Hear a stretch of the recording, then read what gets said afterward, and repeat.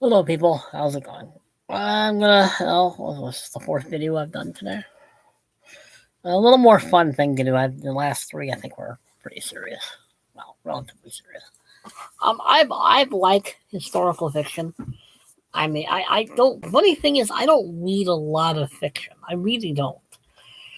I would say that 75%, maybe even 80% of what I read is nonfiction. I don't read a lot of fiction, fiction, and when I do, probably a lot of it is nonfiction. I mean, the historical fiction. And one of the earliest writers I remember starting, probably either in my very early 20s or late teens, was Irving Stone. This is probably my favorite historical novel. This is about Michelangelo. I love this book. This book is excellent, well written, historically well written. I could not recommend this book enough. If you like Michelangelo, you like classical art, you like the Renaissance period, you like the historical stuff, and I do, this book is you have to read. It is good. I liked it. I probably have read this book probably about 10 times. And I'm not kidding. I love reading this book. It is good. It's not small, but it's not huge either. Or the other way around. But I like this book. I like most of his books. I've read all of his books. Well, one I don't have, but I have read is Passions of the Mind, his book about Sigmund Freud.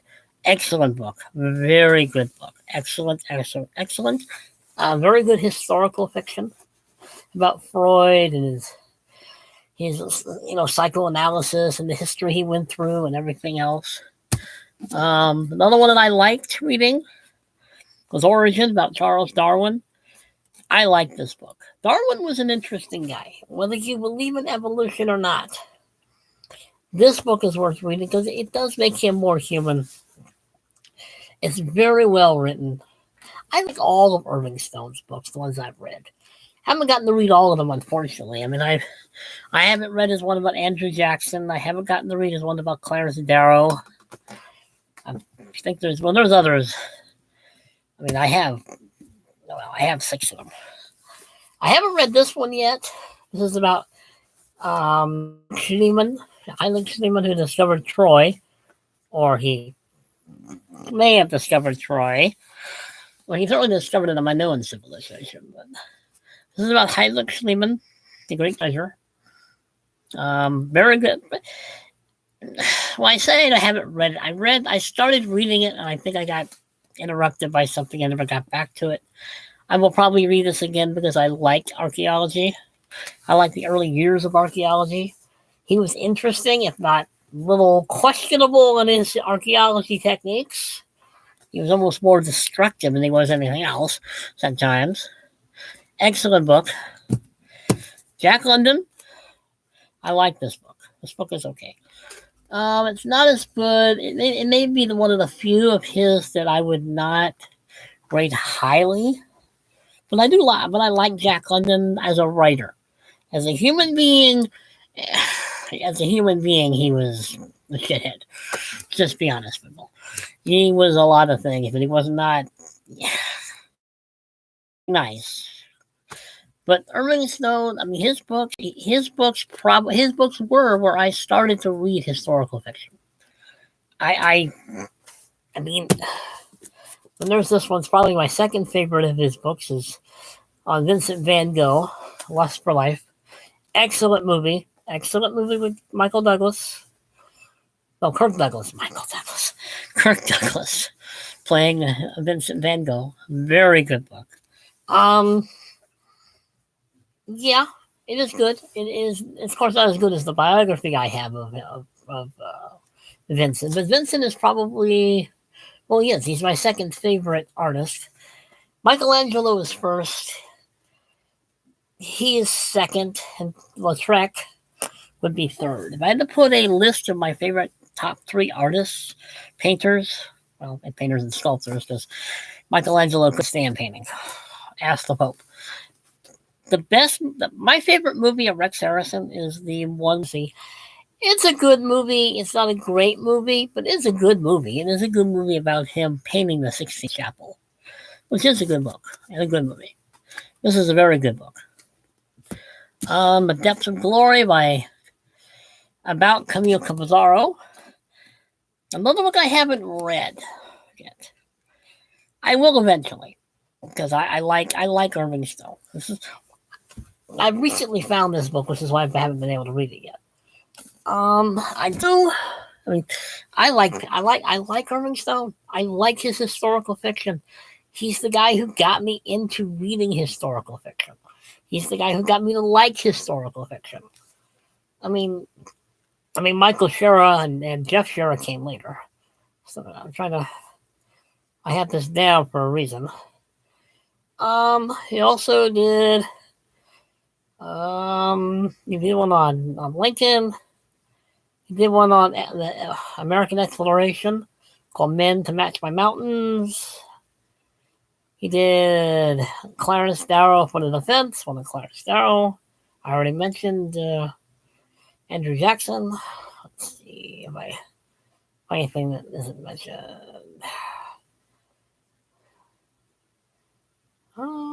His Passions of the Mind about Freud is probably would be my third favorite of his books, behind only Irving Stone's Lust for Life and Michelangelo.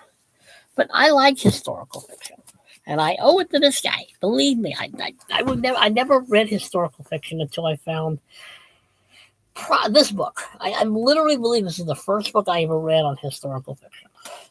It's excellent. It's good. Probably the only thing I ask of historical fiction is, yes, there is going to be some points where you're going to have to tinker a little bit, but don't rewrite entire things about the person's life. I can handle a lot of historical movies. It's the rewriting of history that doesn't need to be rewritten or tinkered with. I mean, I have other authors I like about historical fiction.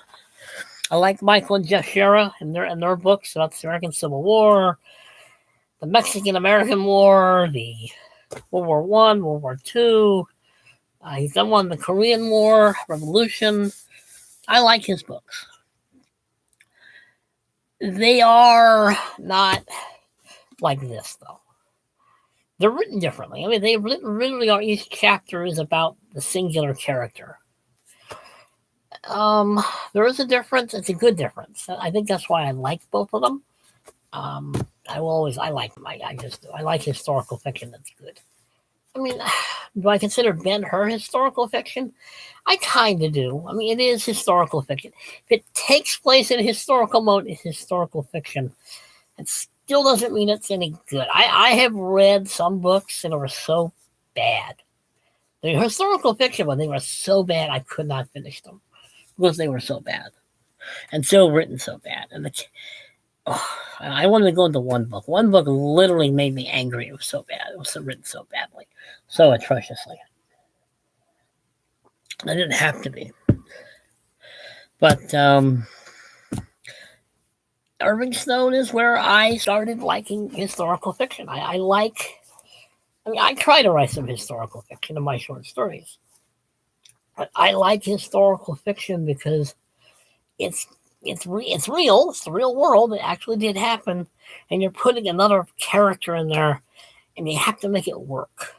Because a lot of times it doesn't work because the author is either not really acquainted with the historical context that he's dealing with, and his characters just don't fit, even though that's where they're supposed to be.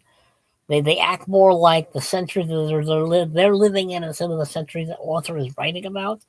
And that to me I find is a problem with a lot of historical fiction sometimes, is that the author keeps putting themselves or their character, who is still a proxy of themselves, into a historical moment, but they still act as if they're in the century the book is being written. You know, if you're going to write about the Civil War, your character cannot act like they live in the 20,000 on the year 2023. I think I need to shave. Well, trim it anyway. I'm thirsty today. But I like historical fiction. I'll do some other YouTubes on other historical fiction I like. Certainly on Michael Shera, I will do. Professor Paul Mayer, I will probably do because I like his biblically related stuff. Bernard Cornwell, I will do a lot of his because he writes very good historical fiction. He may be second to Irving Stone. That is how good I think he is. He may even be better than him. I put Irving Stone ahead of it because he was the first guy who got me into reading historical fiction, liking historical fiction. Giving it a chance. Because I don't think I would have given it a chance if it hadn't been interesting. If it hadn't been about a subject I like. A person, an artist I like. I like Michelangelo. I actually like him more than I like Leonardo da Vinci. Leonardo da Vinci bores me. Sorry, he does. Michelangelo is more interesting to me than Leonardo. Vincent van Gogh is just because of who he was, and I love his paintings. Excuse me. And my favorite painting of his is Starry Night. I like Lautrec, not just because we're about the same height. I like Lautrec. I like his life. He was an interesting guy, a troubled genius, just like Vincent, just like Michelangelo. I don't think there is a historical fiction of Lautrec. I know there's a movie. Trying to think if anybody else I can right off the top of my head. I named those three I've named. I like historical fiction, as I keep repeating, and I will always repeat it because that's the way I am. If it's done well, if you can convince me this character you've created actually lives at that time, you're doing good. If you can write a biography historical fiction and make me believe that you actually know what you're talking about and you make this character sound believable, you will have a fan for life. But I'll probably do Jeff Shera next, or Mike and Jeff Shera, because Mike Shera or Michael Shera did Killer Angels, which the movie Gettysburg is based on. Good movie. I do like The Agony and the Ecstasy, the movie, with Charlton Heston and Rex Harrison. Rex Harrison plays a great Julius II, Pope Julius II. He looks nothing like the guy. He looks too young to be playing Pope Julius II. But it is a good movie. It only deals with him painting the 16th chapel. It is interesting. It's a good movie. It's about the Renaissance. It's a very good movie. I am trying to get this up to at least 14 minutes. Trying to think of anything else. Any other author, anybody I can go on top of my head. His one on Origin on the Charles Darwin actually is very good, even if you don't believe in evolution. This is a very well written, very well done historical novel about the man's life. Say what you will about anything about his science, whether it's provable or not, which it isn't. But this book makes him very human, very much a very normal person. I like this book. This would probably be at least on my top 5 of my favorite of the Irving Stone historical novels. I haven't read Camille Mazzaro yet. I'll probably read that one next. This one might be the only one I'm really not all that thrilled with. I'm not sure why. Maybe it's because it's just interesting. It just wasn't written as well as it could have been. It happens. But anyway, I'm going to post this now, of course. Well, people, like it, subscribe, share, comment.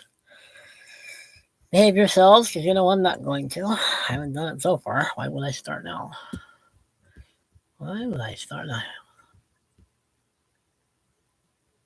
Okay, end.